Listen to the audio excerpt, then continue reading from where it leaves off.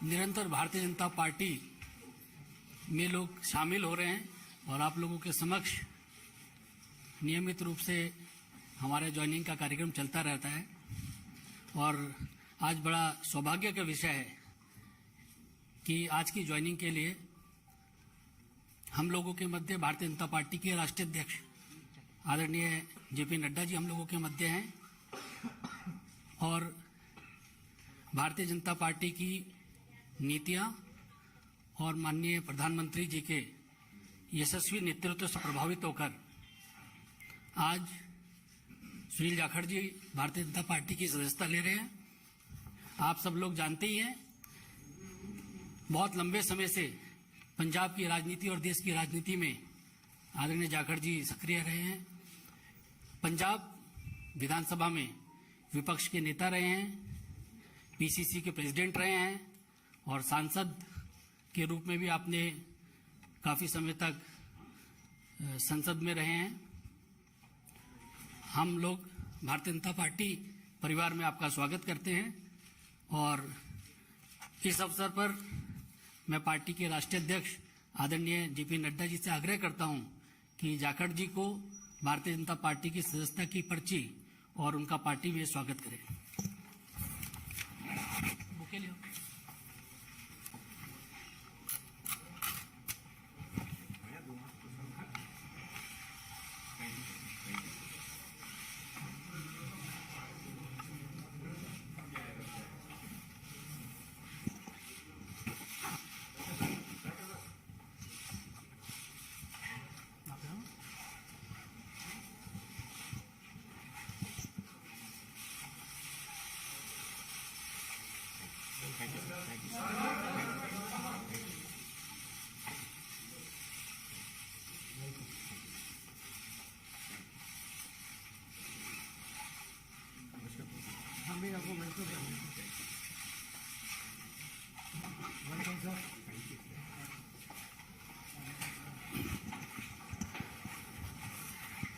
आदरणीय जाखड़ जी का विश्व की सबसे बड़ी पार्टी में स्वागत है और इस अवसर पर मैं पार्टी के राष्ट्रीय अध्यक्ष आदरणीय नड्डा जी से आग्रह करूंगा कि वे शब्दों के माध्यम से जाखड़ जी का पार्टी में स्वागत करें।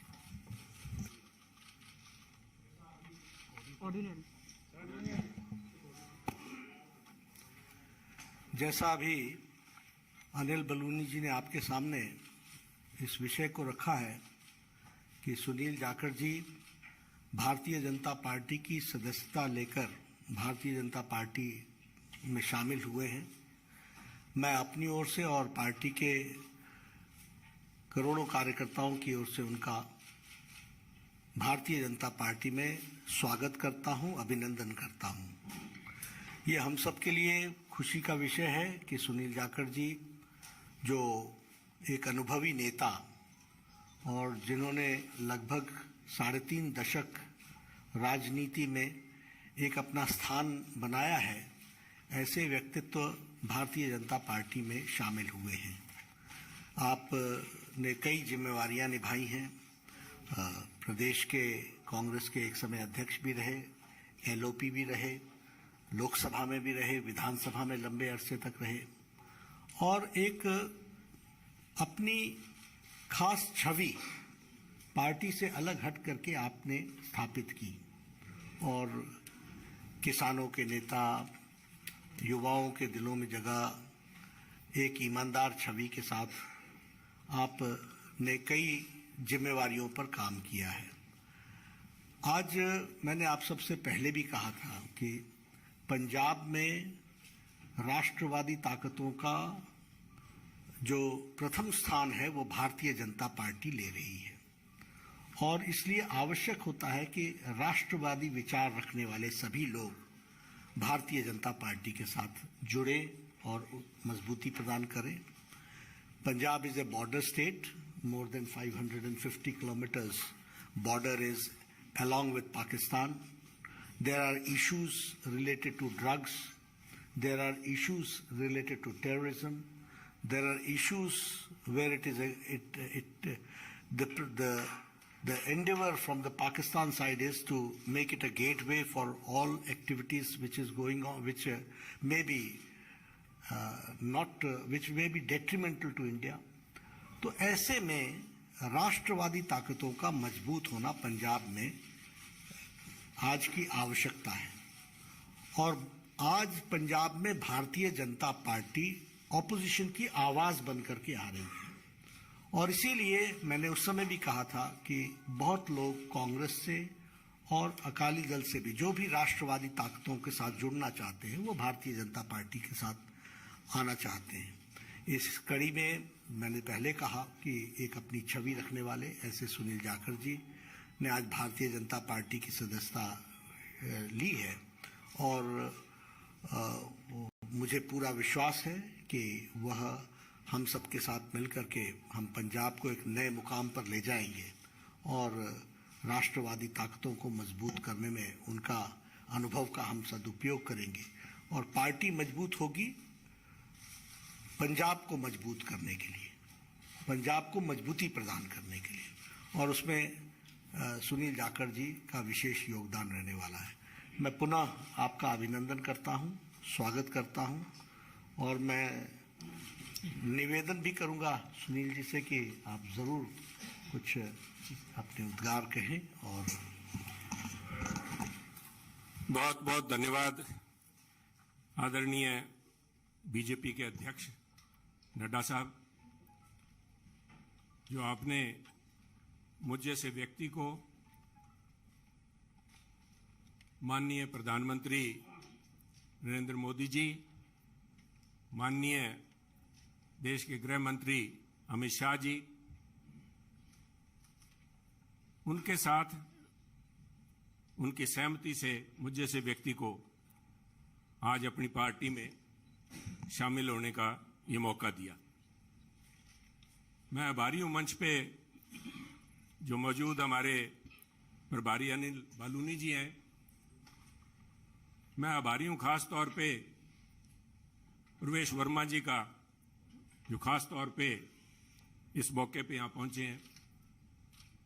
मैं आभारी हूं अरविंद खन्ना जी का, मैं आभारी हूं मनजिंदर सिंह सरसा जी का, मैं आभारी हूं परमिंदर जी का, कि आप सबके सहयोग से आज इस बीजेपी के मंच पे नड्डा साहब की हाजिरी में बीजेपी में शामिल होने का मौका आपने दिया। धन्यवाद नड्डा साहब। आप सभी ये कोई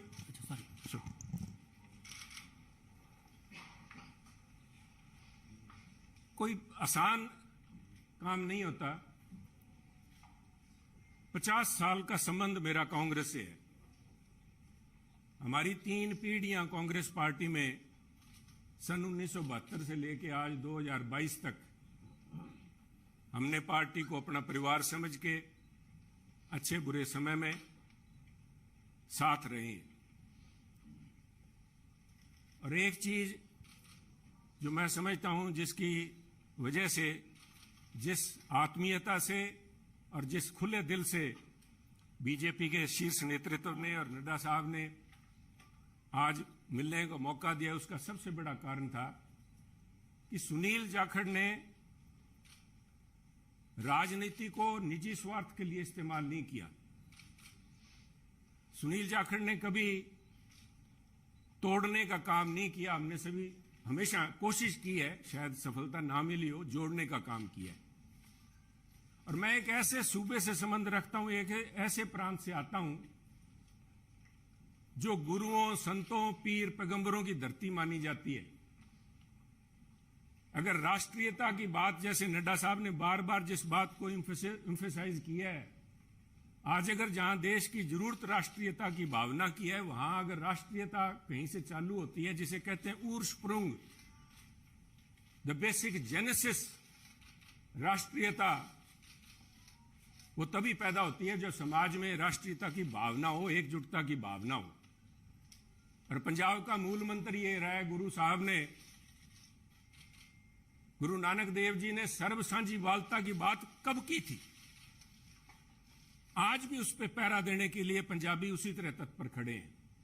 अगर सुनील जाखड़ ने आज एक परिवार से 50 साल का रिश्ता तोड़ने की नौबत आई तो कोई आधारभूत बातें थीं किसी कोई व्यक्तिगत झगड़ा नहीं था। झगड़ा राष्ट्रीयता को लेके, पंजाब की अखंडता को लेके, पंजाब की जो भाईचारा है, भाईचारक सांझ है, जिसको कि टेररिज्म AK-47 की गोलियां नहीं तोड़ पाई।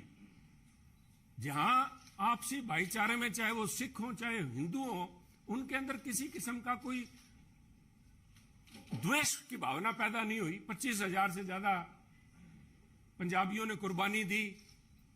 पर आप भी गवाह हैं, साहब पड़ोसी दे, आपका तो पड़ोसी सूबा है, आप तो जब हिमाचल से चलते हैं, पंजाब के बीच में से होके जाते हैं, कभी भी कोई फर्क नहीं आया, किसी किस्म का कोई किसी सोच ही नहीं आई। और उसी राष्ट्रीयता की भावना के लिए पहरा दे के सुनील जाखड़ ने अपनी 50 साल की जिंदगी का वही मूल मंत्र था। परंतु दुख इस बात का है, मैं बड़े भरे मन से कह रहा हूं कि आज जब अपने परिवार से नाता तोड़ के दूसरी जगह जब मैं आया हूं यहां पे, तो उसका कारण यह था कि सुनील की आवाज, सुनील को इस बात के लिए कटघरे में खड़ा किया गया कि उसने इस बात का विरोध किया कि आप पंजाब को जाति पाति धर्म के नाम पे नहीं तोड़ सकते। पंजाब को आप परसेंटेज में नहीं दे सकते कि ये अमुक जो धर्म है, अमुक जाति है, अमुक समुदाय है, उसकी परसेंटेज कितनी है, 30% है, 40% है, 15% है। मैं समझता हूं पंजाब एक सूबा है जिसने देश के लिए template has established a template for the country. Every single citizen has the same right as anybody else. सबको बराबरी का, there is no second class citizen in Punjab. और इस भावना को लेके पंजाब अग्रणी सूबा रहा है, चाहे वो हमने देश की सीमाओं पे लड़ाई लड़ी है, चाहे देश के विकास में, हर सूबे प्रांत में पंजाब ने अपना नाम कमाया है। कुछ लोग बात करेंगे, क्योंकि हुआ क्या, कोई एक व्यक्ति की बात नहीं है कि एक व्यक्ति ने बोल दिया और संबंध टूट गया। वो कहना कच्ची यारी है, नहीं सन इस तरह नहीं टूटा करती। ये कोई शीशा नहीं है जो 50 साल का संबंध है।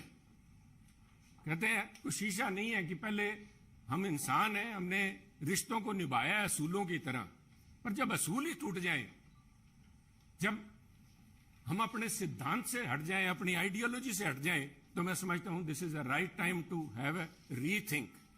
उसको सारा सोचना पड़ता है कि हम जा किस तरफ रहे हैं, आज किस तरफ बढ़े जा रहे हैं। तो उसको लेके मैं समझता हूं कि यह निर्णय लिया गया। और क्यों निर्णय लिया गया बीजेपी के पास, मैं क्यों बीजेपी के आपके यहां आज मंच पे बैठा हूं।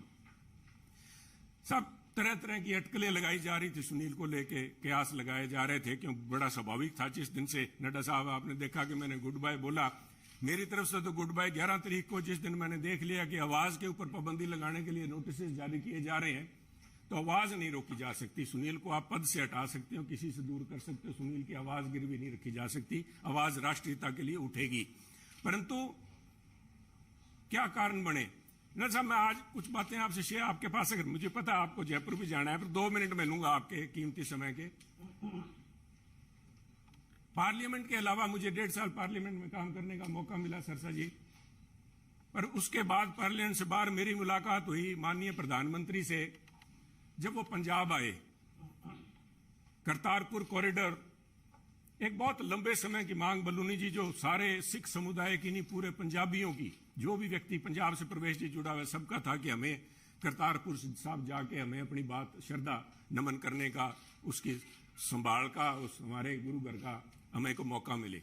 उस समय ये सौभाग्य था कि मुझे वहां पे प्रधानमंत्री जी के पास बैठ के गुरु का लंगर छकने का मौका मिला, उनसे बात करने का मौका मिला, उनकी भावनाएं समझी। वो तो एक मुलाकात थी, एक मुलाकात से 50 साल के संबंध नहीं टूटते। परंतु मेरा हमेशा ये भावना रही है कि पंजाब कुर्बानियां बहुत दी हैं, टेररिज्म के अंदर कुर्बानियां दी है देश की रक्षा के लिए। जब भी मौका पड़ा है, चाहे जब से धाड़वी पंजाब आने लगे हैं, चाहे उसके बाद पाकिस्तान हो, चाहे चाइना हो, हर पंजाबियों ने कुर्बानियां दी हैं।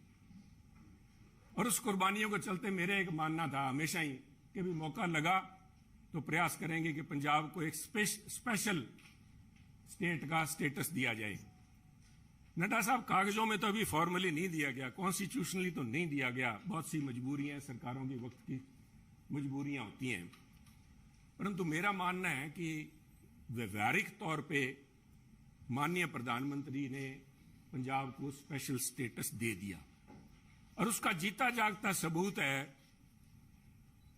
जब माननीय प्रधानमंत्री ने लाल किले पे हिंद की चादर गुरु तेग बहादुर जी का 400वां प्रकाश दिवस मनाया, तो मैं समझता हूं कि उनके जो सबसे ज्यादा कट्टर विरोधी थे उन्होंने भी अपने दिल में स्वीकार किया कि वो पंजाब की नब्ज समझ गए। पंजाब की जो भावना है कि पंजाबी मिलजुल के मानस की जात सब एक को पहचानबे, कहां कश्मीर के पंडितों को लेके चाहे आज तक संघर्ष चल रहा है, कब गुरु साहब ने यहां पे इन मुगलों के पास आके अपनी कुर्बानी दी थी। और मैं समझता हूं उस भावना को नमन है, उस भावना को जितना भी कहें, चाहे बहुत से माननीय प्रधानमंत्री ने अपने कार्यकाल के दौरान बहुत से ऐसे काम किए हैं, पर एक पंजाबी के तौर पे मैं, शायद किसी को अच्छा ना लगे, मैं समझता हूं ये जो उनका एक कदम था ये एक इज अ लैंडमार्क।